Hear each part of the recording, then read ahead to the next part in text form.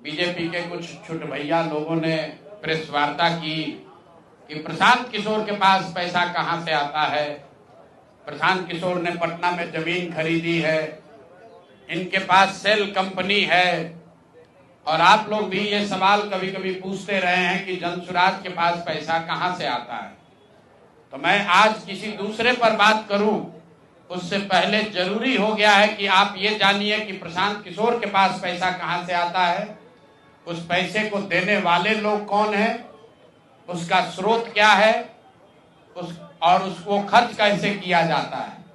क्योंकि सावन के अंधे को सब हरियाली ही दिखती है, बिहार के चोर नेताओं को सब चोर ही दिखता है। तो मैं आज कोई भी खुलासा करने से पहले अपने लिए, अपने जनसुराज में जुड़े हुए साथियों के लिए और बिहार की जनता के लिए ये बात बताना चाहता हूं कि अभी आपको आंकड़े जारी कर रहा हूं, उसको नोट कीजिए ताकि बिहार की एक एक जनता जाने कि जनसुराज का पैसा कहां से आया है, किस माध्यम से आया है और वो कहां खर्च हो रहा है। मैं ऐसा इसलिए कह रहा हूं कि कोई कल उंगली न उठाए कि प्रशांत किशोर भी दूसरे पर इल्जाम लगा रहे हैं, दूसरे लोग भी प्रशांत किशोर पर इल्जाम लगा रहे हैं। तो हमारी ये नैतिक जिम्मेवारी है कि मैं आपको स्पष्टता से वो फिगर बताऊं। अभी तक मैं आप में से कई लोगों को याद है, मैं ये कहता हूं कि पैसा सरस्वती से आता है, उन लोगों के माध्यम से आता है जिनको हमने मदद की, वो लोग पैसा देते हैं।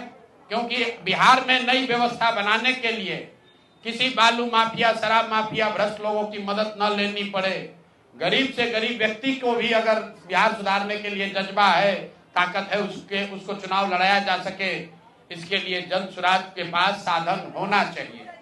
उसके लिए हम लोगों ने लोगों से पैसा मांगना शुरू किया है, लेकिन हमने ये तय किया जब ये अभियान शुरू किया कि बिहार के लोग पैसा दें या न दें, मैं अपने जीवन का जो कुछ भी है सब कुछ लगाऊंगा बिहार की इस व्यवस्था को सुधारने के लिए।